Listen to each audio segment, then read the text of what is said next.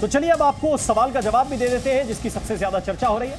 अब आप यह समझिए कि एनडीए को समर्थन देने से राज ठाकरे को दरअसल क्या फायदा मिल सकता है, यह आप समझिए। बीजेपी की मदद से महाराष्ट्र में मनसे मजबूत हो सकती है, यानी कि उनकी महाराष्ट्र नवनिर्माण सेना मजबूत हो सकती है। और इसी को देखते हुए राज ठाकरे ने कार्यकर्ताओं को विधानसभा चुनाव की तैयारी का निर्देश भी दे दिया है। इससे पहले उनका जनाधार लगातार कम हो रहा था। 2014 में उन्हें विधानसभा चुनाव की अगर बात करें तो 1 सीट मिली थी और 3.15% वोट मिला था, जबकि 2019 में भी उनको 1 सीट मिली थी और वोट प्रतिशत कम हो गया था 2.25%। शिवसेना में टूट के बाद राज ठाकरे के पास मराठी मानुष का सबसे बड़ा नेता बनने का मौका है और शिवसेना के कोर वोट भी उनके पास आ सकते हैं।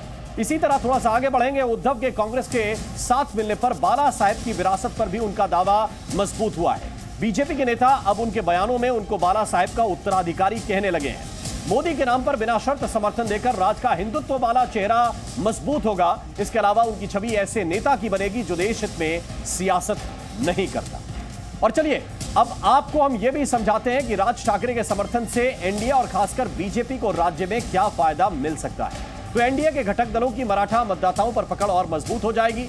बोलने की शैली तेज तर्रार नेता राज ठाकरे में बाला साहेब की लोग छवि देखते हैं। ऐसे में पार्टी टूटने के बाद उद्धव को मिलने वाली सहानुभूति भी कम हो सकती है। एकनाथ शिंदे जो बीजेपी पर अधिक सीटों का दबाव डाल रहे हैं, उनके विकल्प के तौर पर राज आगे आ सकते हैं, इसीलिए उन पर भी दबाव होगा।